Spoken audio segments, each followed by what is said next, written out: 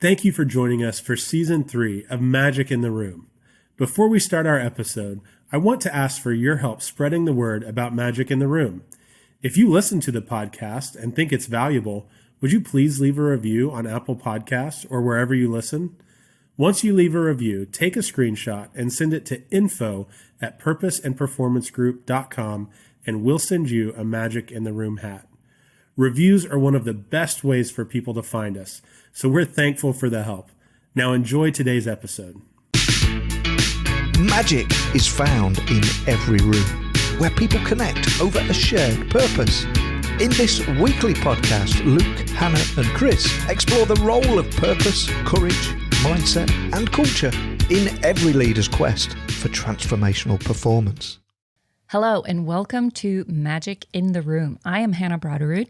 And I'm Luke Freeman. And I'm Chris Province. Thank you guys for joining me. Man, what a great day. It is. Yeah, so welcome. I think today we're going to do a little bit of follow-up on our conversation around the Great Resignation. And we started talking about one of those solves for the Great Resignation and really being able to attract, develop, and retain talent is the idea of creating meaningful employment. Mm-hmm. And today I want to talk about like those tactics. You know, when we think about what does meaningful employment look like, why does it matter, and then how do we bring that to life? Mm-hmm. So as you think about meaningful employment, what is it? I always think about impact, right? What impact does my work have? Do I feel like I have a clear sense of the task or the role that I have, how it contributes to the overall impact of the organization, how it contributes to the people around me in my community? Does it make a difference? Do I feel that what I'm doing is making a difference in any way? And if I don't, it very quickly starts to feel very meaningless. If I'm just doing the thing to do the thing and I don't see what impact it has, it can feel just kind of futile. And I think that's a quick way for all of us to disengage. Yeah, that's where my mind went first as well. And I think that's because we're pretty similar, Hannah, in like really wanting to have meaning and wanting our work to contribute to meaningfulness for others. I do think, though, there's another way to have meaningful work that people are engaged in, that as long as it does no harm and people aren't saying, well, what I do actively hurts people every day, it could be neutral from a community perspective, but still be really fun from like a game perspective. Mm-hmm. So I do think there's this idea of like mastery and winning and forward progress that needs to be baked in as well. And if you get both of those, that's some really meaningful work, right? Yeah. You're doing something that makes the lives of others better, improves the world in some way, contributes, and you're getting kind of that, if we apply game theory to it, like leveling up and some little rewards along the way that help you know that you are going in the right direction. I think that can become a really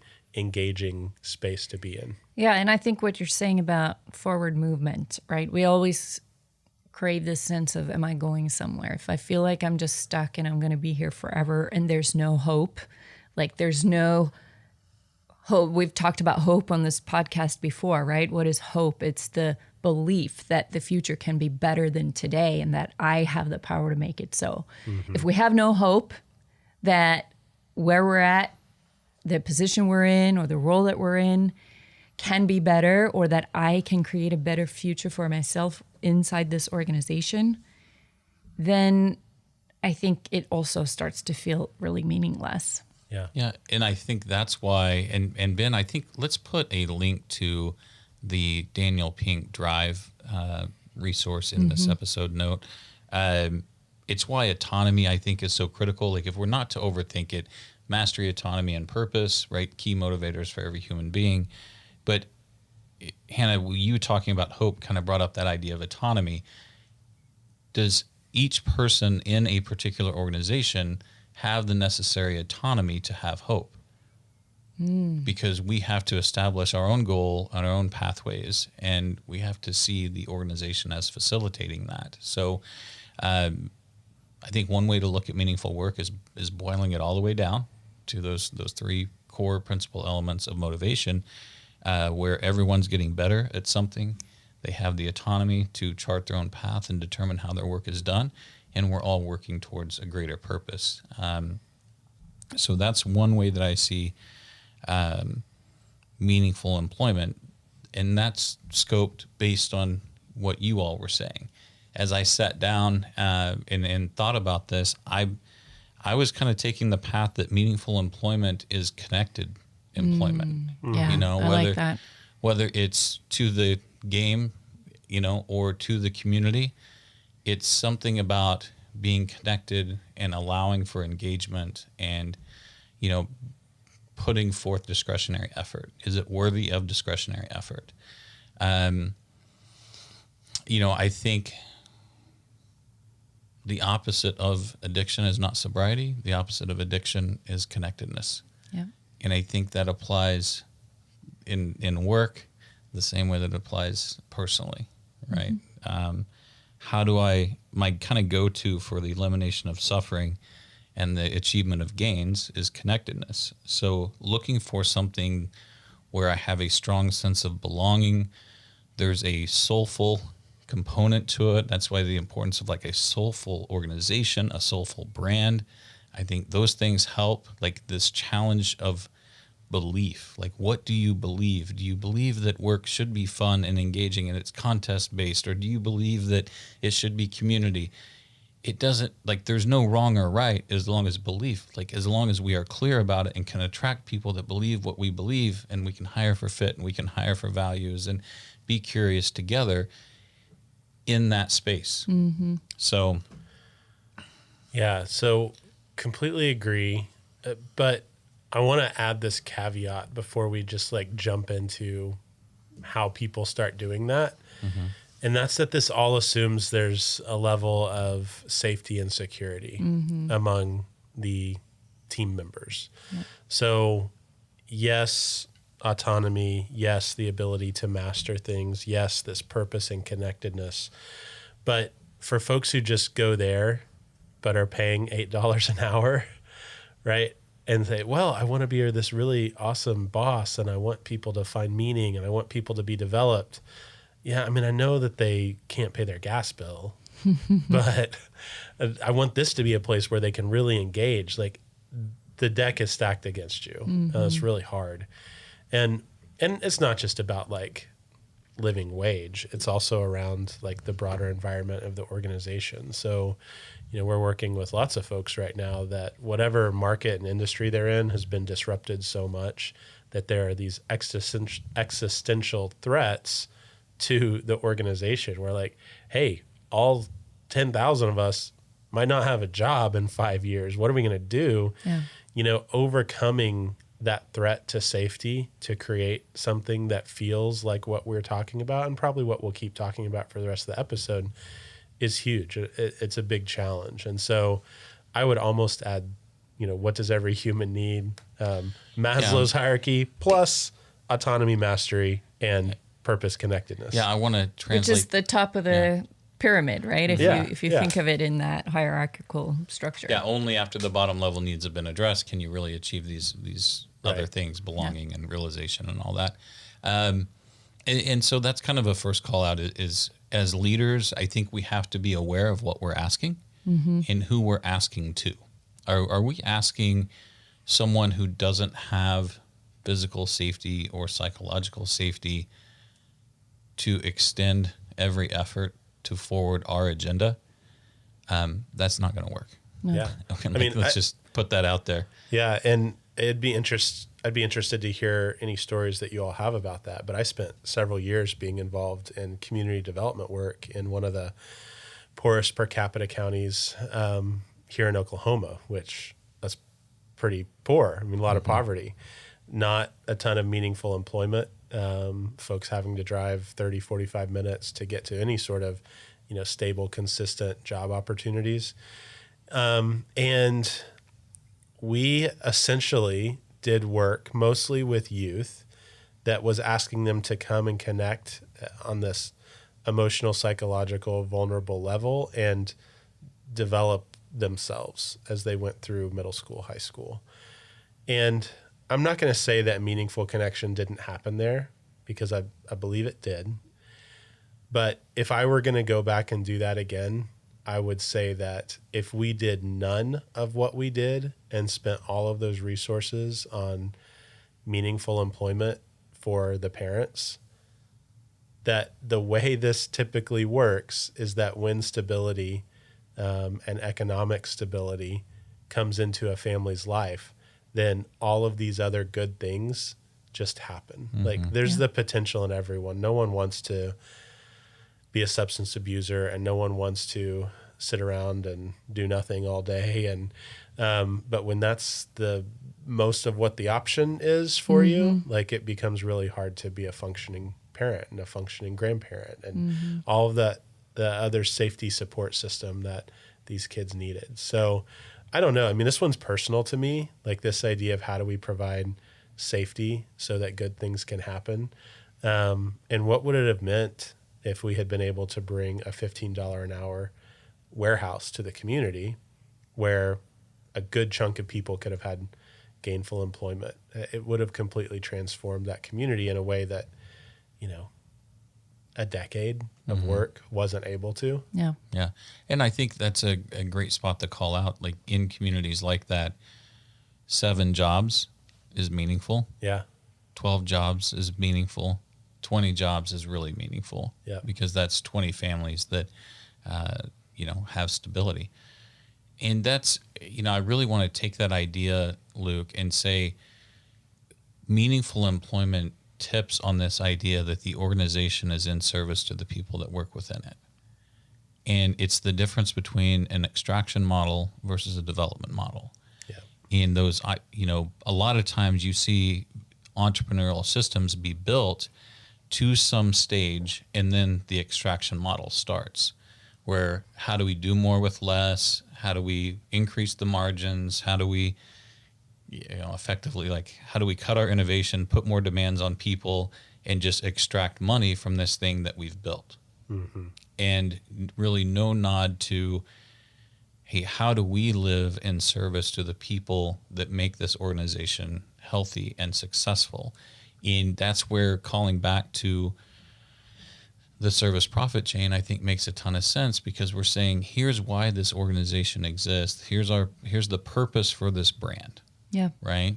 Here's the impression that we want to leave on people, whether they're consumers or team members. And then what we're trying to do is, impact the employee experience with the values that this organization was founded by. What will make this organization successful is found in the values. The values create the value. So now we're looking for that congruence. How do we participate? How do we get team members to participate in our development and direction in a way that's meaningful? How do we support them in their development and growth? And how do we distribute work and rewards and issue procedures in a way that's fair? That is the employee experience. All the things, all the people practices should be informed by our purpose, by the values of the organization, how the leaders see that going forward. And so maybe I'll throw this on the table for you, Hannah, to kind of talk back to. Maybe it's about the more we can operationalize our organization's purpose and values, that's where meaning lies. I believe so. I mean, I think that's why we do the work that we do, because that's the belief that we hold. And so, yeah, I mean, how do you do that, right? First of all, how do you get clear on what that purpose is, and how do you make the values of the organization explicit, and how do you operationalize that? How do you make that show up in what we do every day and how we show up every day? And the more we can help people connect their personal values with the explicit values of the organization, I believe that sense of meaning is going to be more pervasive, right? If I'm working for an organization where I'm sort of like, yeah, no, that sounds nice, but it's not really what I believe, right? Versus, yes, this is what I believe. This aligns with my personal beliefs and my personal values, and I feel activated to live that and to live these values because it's what I believe, and it's aligns with the kind of person I want to be. It aligns with the identity that I've chosen for myself. And I do think if we can, to your point, operationalize that purpose and making it so that it's part of how we do work and how we do community and how we relate to one another and, you know, just how we choose to show up, it's going to make a big difference in our experience of meaning at work. Yeah. And I mean, in all that, right? It's this constant function of development and creating heat, right? And keeping an organization fit. And maybe there's something in here where an organization that is more fit going into COVID is also more fit exiting COVID. Yeah. So just an idea. Let's, hey, pretty heady stuff right here. Let's take a break. Let's do our question of the day. And then we'll come back and we'll talk about how we action these things.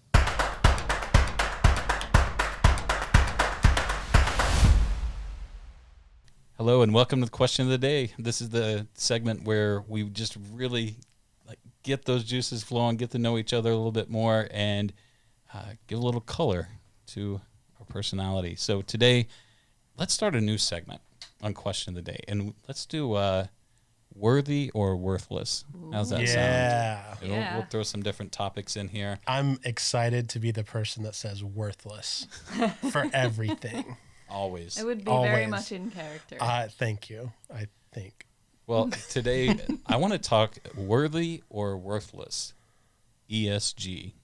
So this current trend of ESG, said other ways, triple bottom line, B Corp, SASB. So these are all concepts that I think we're paying attention to in different ways, being embraced differently. Are these things that deserve our attention, or should we be deploying our efforts elsewhere? So, first of all, what does any of that even mean? That was a bunch of acronyms. I don't know what the letters mean. That's okay. Luke does.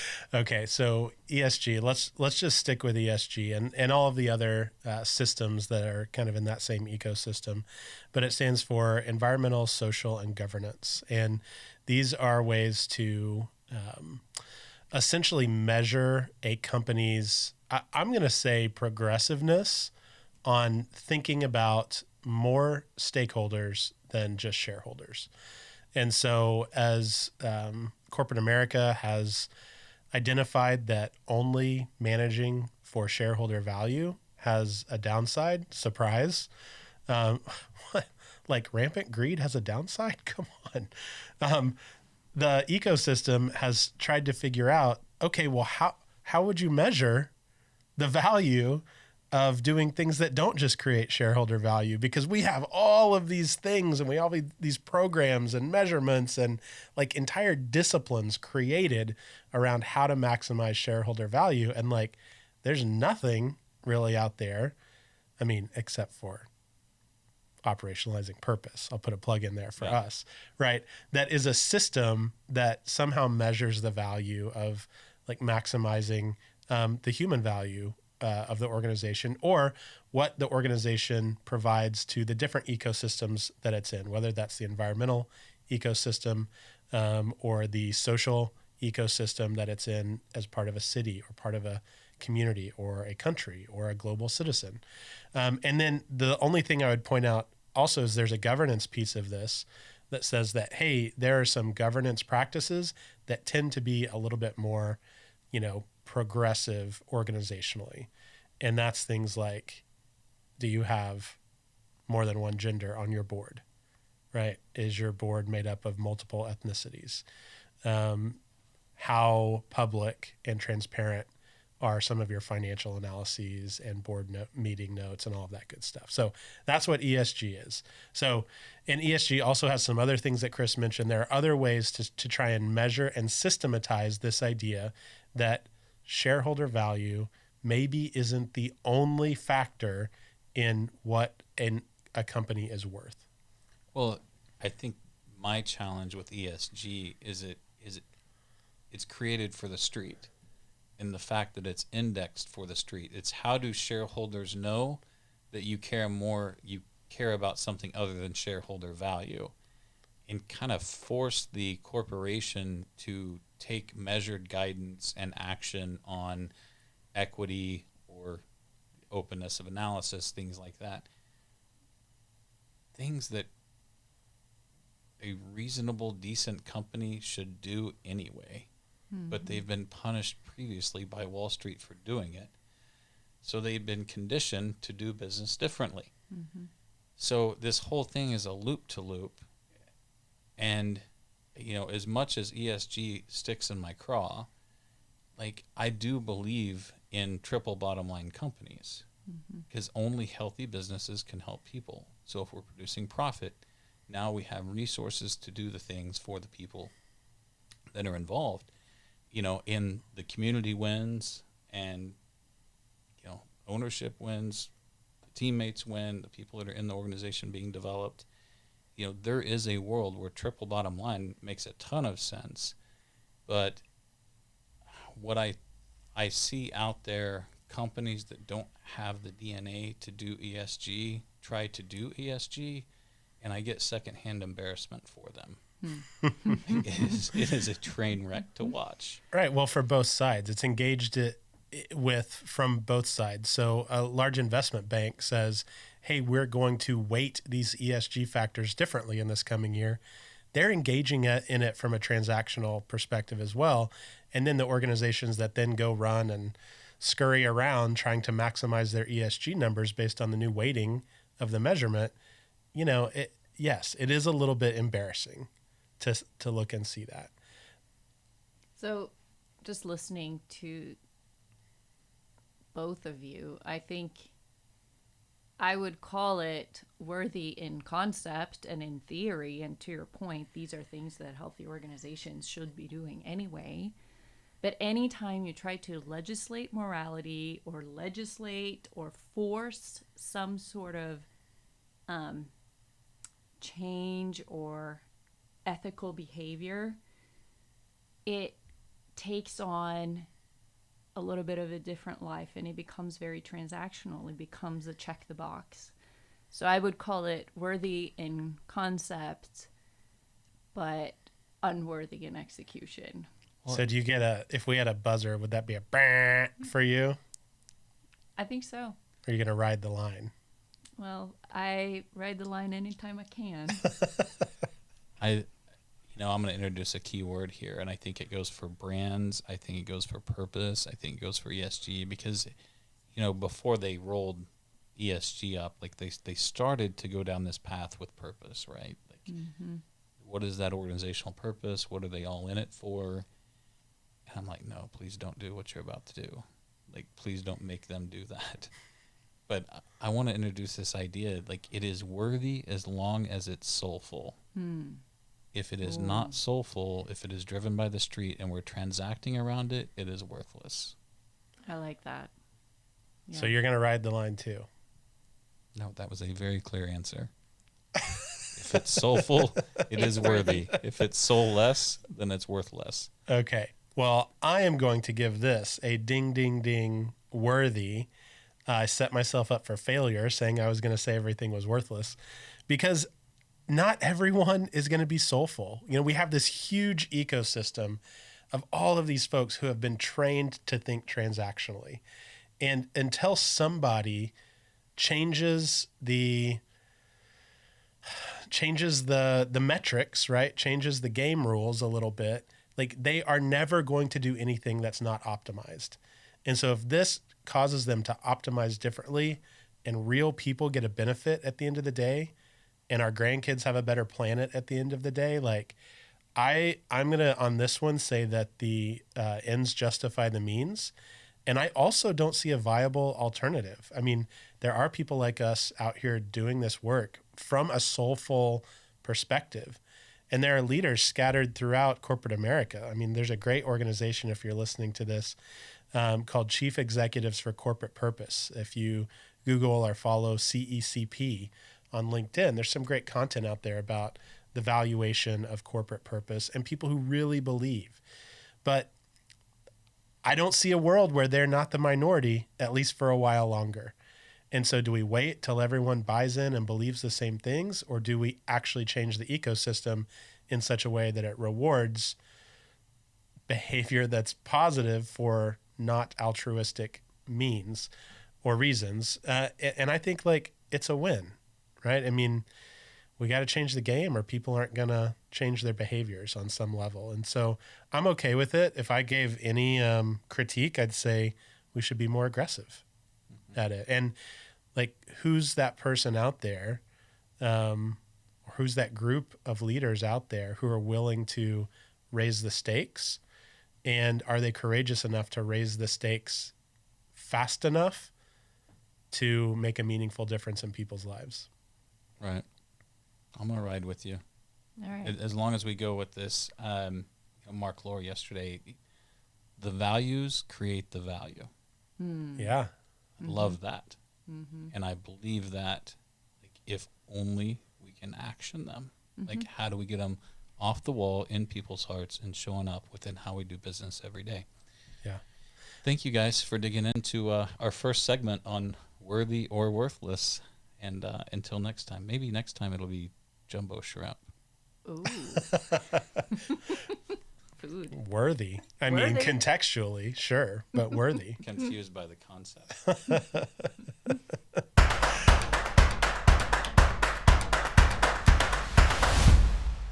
Okay, as we come back from question of the day, let's dig in a little bit more on the tactics of creating meaningful employment. And there's literally hundreds of ways to do it, guys. We could talk about this for weeks. Maybe we should. Right? Yeah. This could be our first 20-hour long episode. Could be. I'm ready. Don't threaten me with a good time. But I want to start with thinking about meaningful employment at just, let's go back to that hierarchy of needs, okay? The need for safety, food, shelter, etc. I'm wondering, as I worked as a senior leader in a low wage environment, and when I surveyed the space,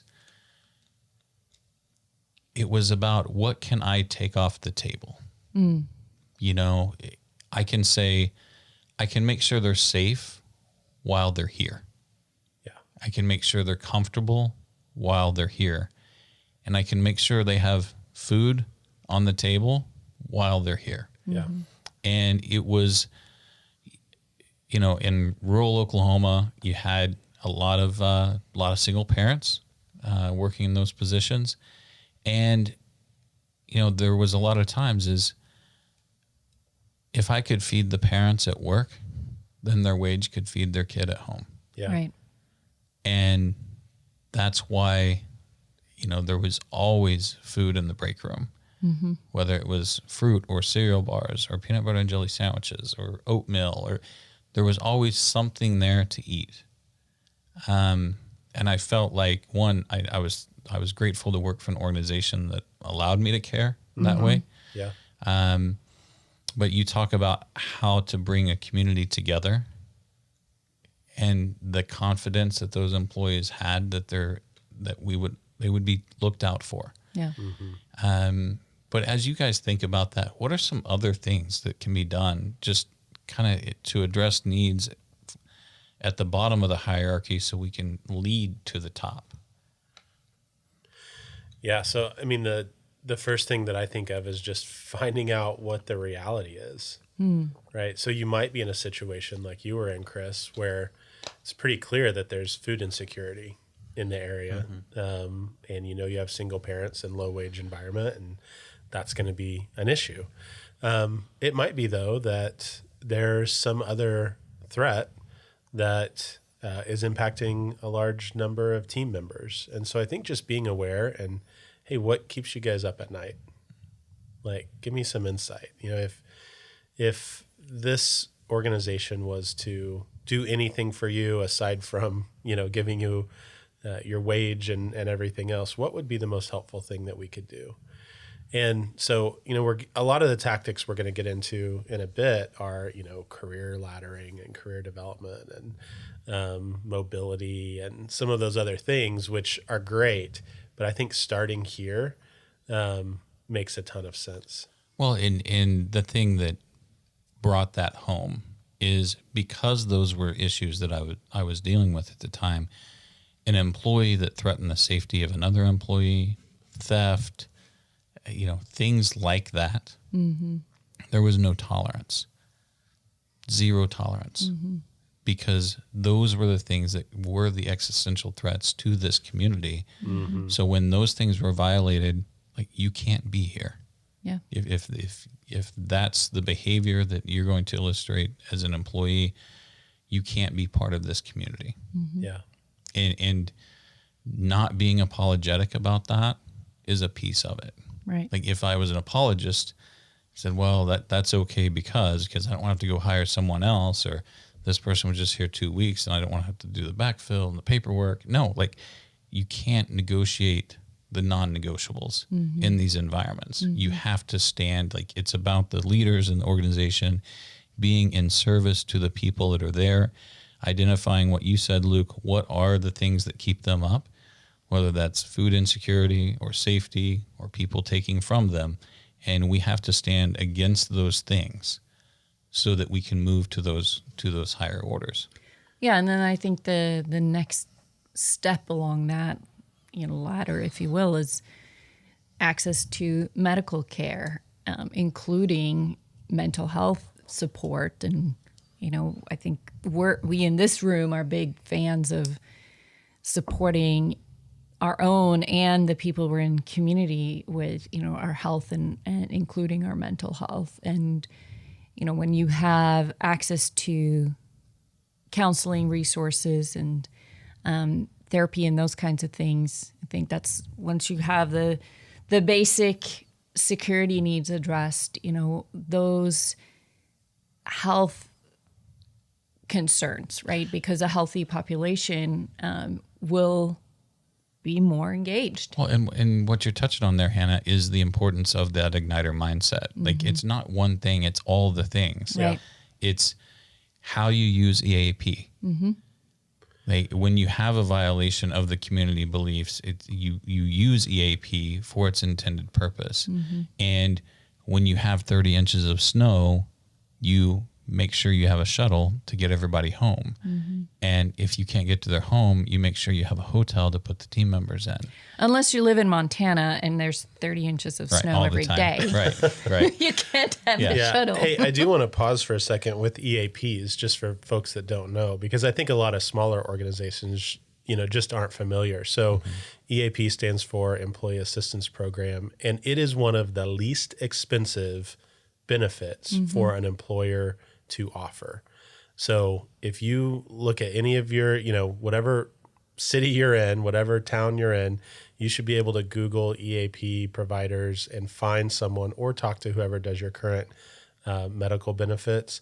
And it's a very low price tag add-on, but provides a safety net for the people who are most vulnerable in your organization, and also provides a pathway for your leaders to be able to follow whenever they start getting in uncharted waters with one of their team members. Like, oh, I think there might be some real mental health issues here, or this person's house just burned down. Yeah. Like, okay, well, now they have a path that they can refer that team member to, that they can engage with as well. Yeah. So it's a very low friction, low barrier to entry benefit to offer. So EAPs as meaningful employment tooling, I think that's a great idea. And where that would come up for me is, like, somebody starts missing work.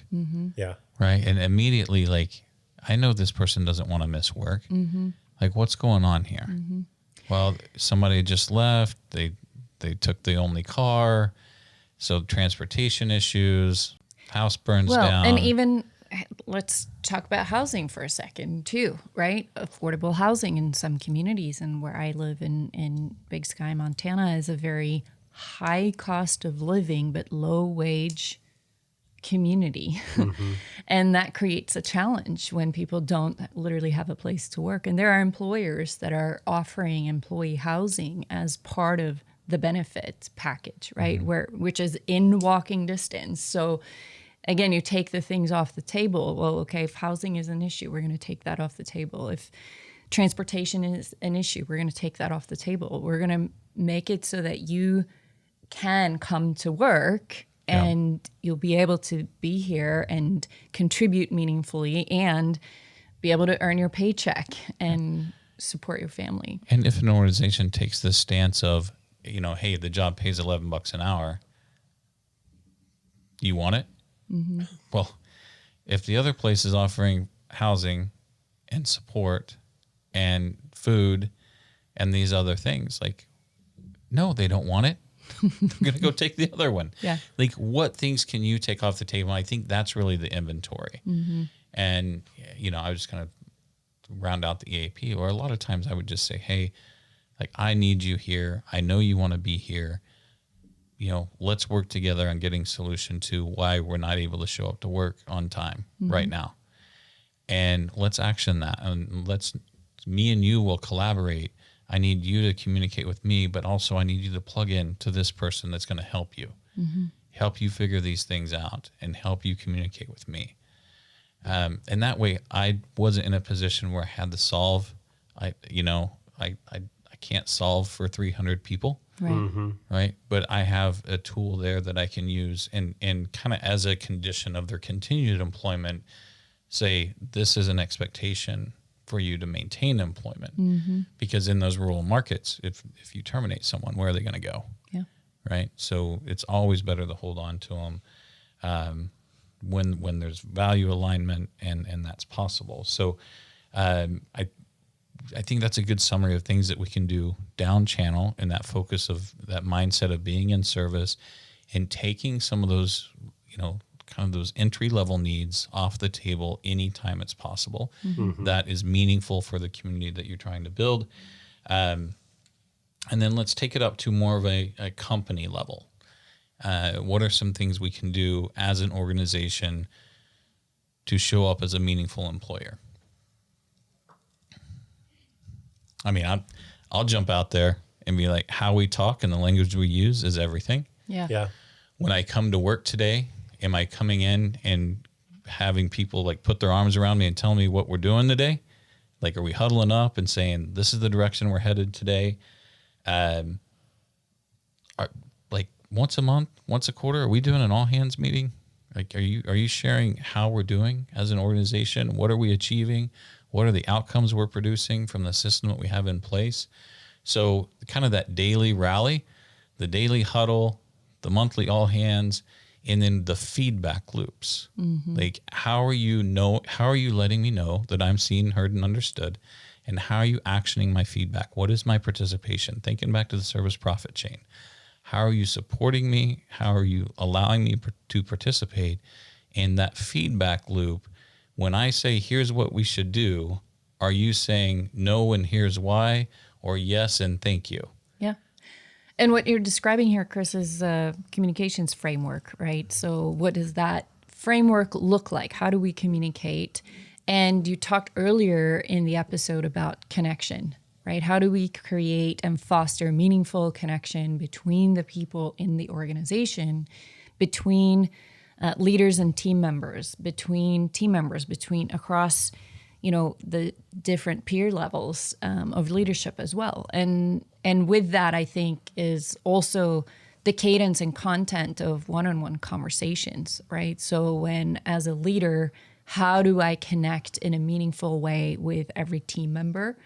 And how do I create a cadence to make sure that that connection happens on a regular basis and is not just focused on the task at hand, but also how are you doing, right? As a human, as a person, what's going on in your life? How are you really doing? And, so connectedness is one of the connection and belonging are some of our basic needs as human beings. So how do we foster that? Sure. Yeah. And so I don't know if I should say this or not, but like, just go watch your kids or your niece or nephew or whatever, like play Fortnite and look at all of the sources of information and feedback in that game. Also look at how engaged they are in that game. Like how much pain does there have to be every time you turn it off? Right. You're probably getting some insight into my life here right now, especially with my 10-year-old. Right. So, but I would just encourage any people leader to just spend some time. And if you don't have Fortnite, like whatever, go watch some videos on YouTube. But it tells you what your health is. It tells you how many opponents are left on the field. It tells you how many kills you have. It tells you how many points you get for every item that you find. And so when I hear what's your communications framework, what's the daily stand-up, what's the monthly all hands, and everything in between, and then what are the agenda items in those standing meetings, and then also what I think we're going to talk about in a little bit is like professional development and how you ladder people up through their careers. Like if we're not targeting something that looks and feels like a super engaging game, like we have some pretty easy opportunity. So I do think it's an interesting thought experiment because things like Fortnite are so at the top of the popular consciousness right now that I think most listeners could probably in 15 minutes, like watch it for 10 minutes, take some notes, and then spend 5 or 10 minutes just like, how would I make my team members' experience look more like this? How can I take the best out of it that leads to engagement and start some of those practices internally? Mm-hmm. So is it a perfect metaphor? I don't think so. But I also know that especially with some of these new generations in our 5-generation workforce right now, like the expectation for engagement and rapid leveling up is very real. And let's stop saying it's bad, mm-hmm. right? Let's just accept that it is, and that it's our responsibility as leaders to respond to it and help people find meaning in what they're doing. Well, I love the idea of that high expectancy. Do this, get that. I mean, that's the way the rest of their life reads. Yeah. It's what they've grown up with, right? Mm-hmm. And like us as Xers, right? Like we grew up without the internet, but then we had the internet. Right. So, I mean, that's what makes us a little unique. But so many generations in the workforce today, that's not their truth. Like mm-hmm. Everything they've ever engaged with, do this, get that. So like the level of expectancy is definitely higher. But Luke, you touched on career development. Let's dig into that a little bit.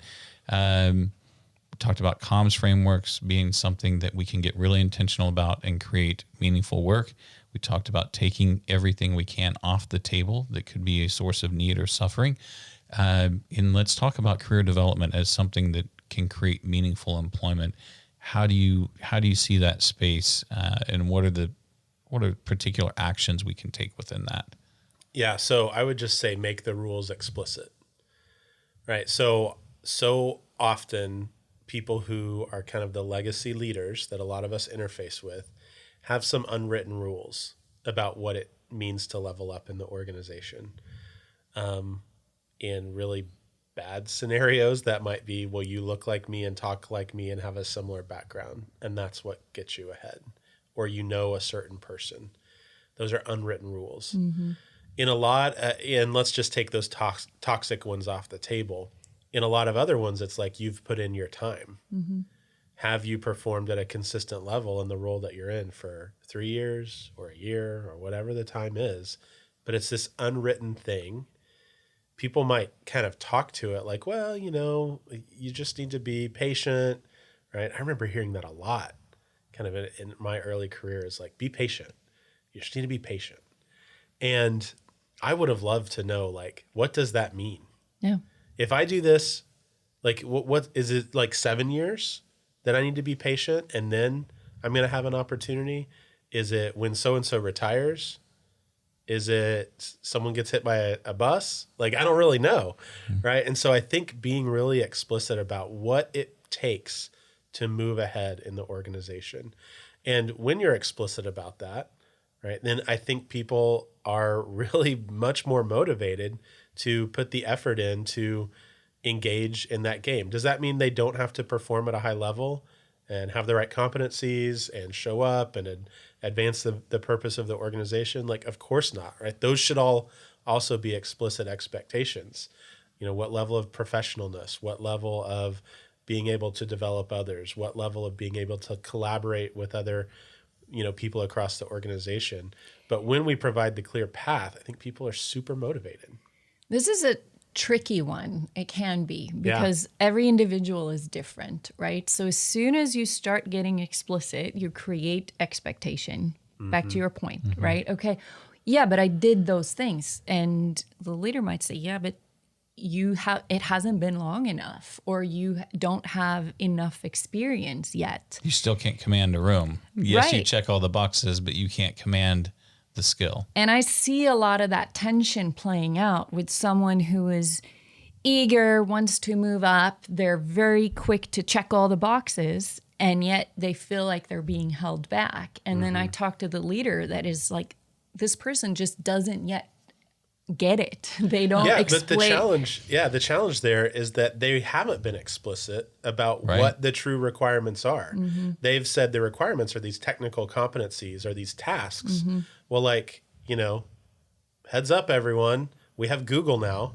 You can become a technical expert in a lot of things like a week from now. Right. So it doesn't take long for people to really learn from the best in their industry and level up their technical proficiency and bring the best ideas and the best approaches to the table.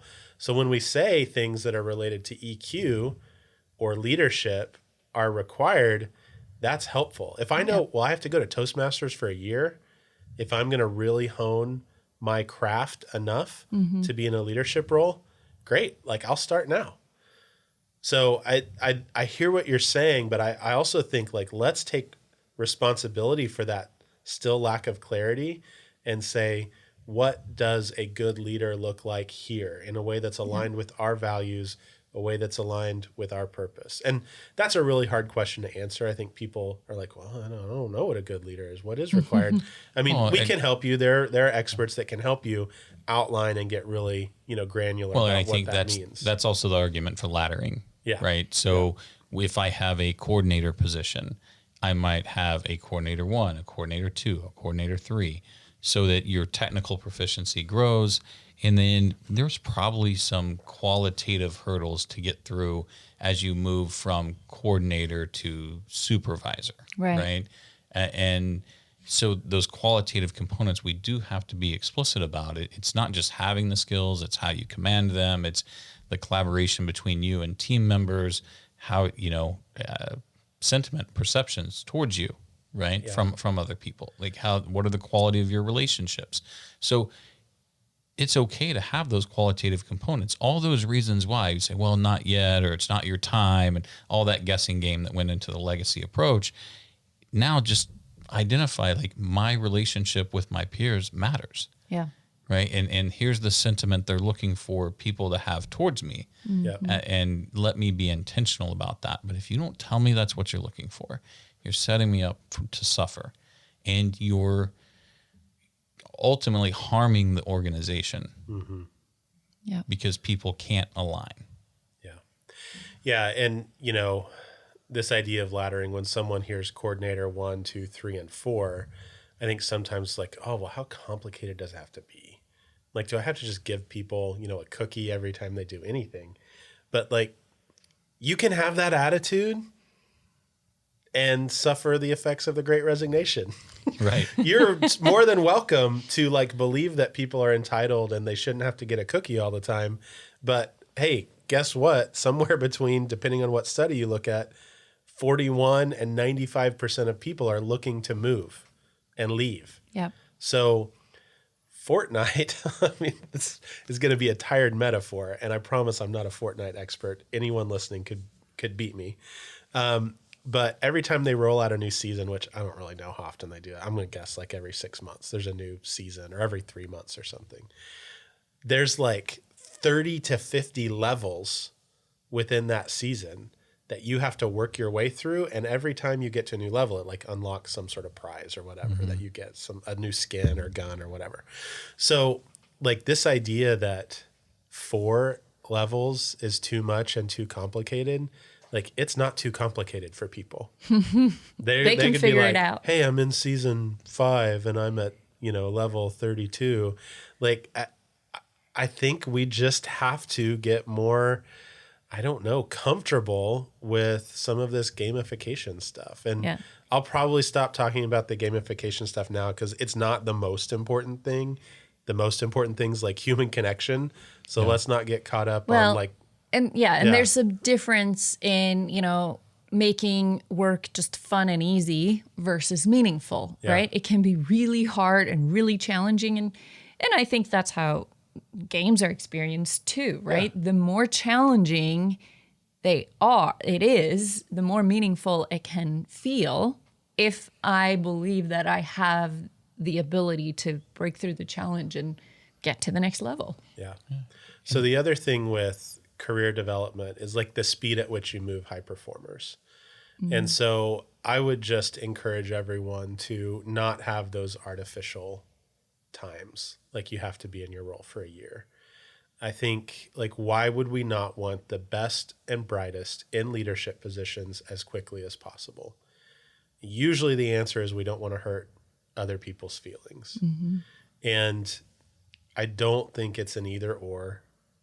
Sometimes maybe you have to tell the person that's been there 5 years, no, I'm sorry, this other person has done X, Y, Z, and sorry about you, here's some development things you could do. But for that high performer, like those are the people that we can't lose, especially right now with all the challenges we're facing.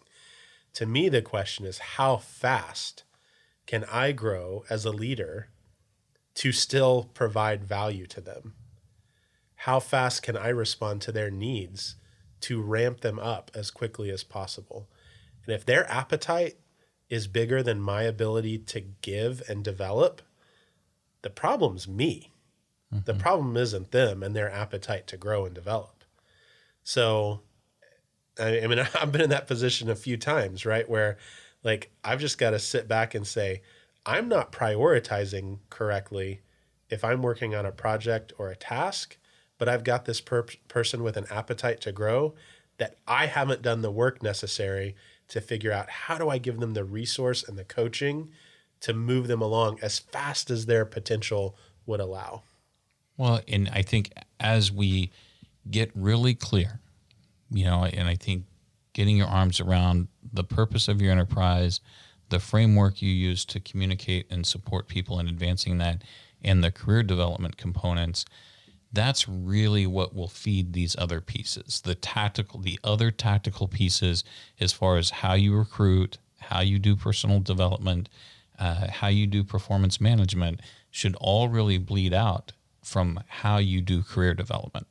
Like, are you a talent magnet as an organization because you build careers, because you feed the other businesses within your ecosystem highly qualified, highly skilled superstars?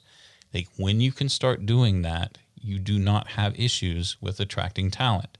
But if you're not producing superstars, you're going to have struggle getting people to sign on. Yeah. So those are things that I think, again, kind of bleed out of the career development aspect. But you got to get intentional about that so that you can have effective recruiting, effective talent development, effective performance management, which we subscribe to the idea of like path goal performance management. It's much simpler than, the 5-page fill it out requisites, once a year, the process everyone hates. So I'd love to talk to people more about that. But hopefully as we exit today, people have a little more clear picture on things they can action in order to activate people in their organization to help them battle the Great Resignation. So as we sign off here, final thoughts. Yeah, my final thought is, we talked about a lot of good tactics, and I think this is a good episode. But this piece of human connection, like that's the linchpin. I mean, and that's what Gallup's research would say too, that 70% of someone's engagement can be explained by the relationship with their direct supervisor. And so should we be doing the work to orchestrate an organization that provides meaningful work? Yes. But me as an individual and my emotional intelligence and my ability to connect with a diverse group of people in real, authentic ways is probably the highest ROI effort that I could take. So if you're a leader and you feel like you don't have some sort of authentic connection with the folks on your team, like the time you spend on yourself to help unlock that for yourself so that you have something to give and meaningful connection to create is probably a really good starting place. Yeah. And with that, and I'm a huge proponent of human connection. And if there's not basic needs for safety, security, survival, if those are not being met, connection can't hold because you're going to have to go somewhere else to find those things. Yeah. I mean, I know we're trying to wrap up here, but like, how about this? I mean, this Great Resignation is big and it's just going to get harder. Mm-hmm. I mean, how about large organizations say, okay, you 5 people, you're responsible for interfacing with the city to get a new transit route set up to take the transportation issue off the table for anyone who works here. Mm-hmm. Like, that might be a place where you invest significant resource, or we're going to connect with the food bank and we're going to become a distribution center so people can come to work and they can also pick up the food they need for their kids at the same time. Mm-hmm. Like, those types of things might be the kinds of things that organizations have to shift resourcing towards to survive. Absolutely. And great thoughts. I mean, the idea is to stay innovative. And when we're connected to why we exist as an organization and we're running a development model instead of an extraction model, we care about these things. So let's go back. Discoveries of high performance, igniter mindset, right there. It's what we build everything else upon. Do we have the growth and outward mindset necessary to see the things that we need to see? Let's circle up with our leaders. Let's have a conversation about what we see, what can we take off the table, and how do we produce highly talented, high-quality superstars into this workforce. So thank you guys for exploring this with us today. The Great Resignation will languish on. Good luck to everybody out there battling it, and give us a call if you want to talk through some of these methods and approaches that are available to help your organization battle the Great Resignation. We're here for you. You can find us online at purposeandperformancegroup.com or any of our social channels. Thank you, guys. Thanks. Magic in the Room is hosted by Chris Province, Hannah Bratteroo and Luke Freeman, and produced by Ben West. Theme music is by Evan Grimm. Title track Fake Love available on Apple Music, and this podcast was recorded at Storycatcher Studio with video and audio editing and production support by Brad O'Hara and Alicia Crum, with inspiration, strategy and technical support by yours truly, Neil Hughes. Magic in the Room is a production of Purpose and Performance Group. You can find us at purposeandperformancegroup.com, and remember, previous episodes are available at magicintheroom.com.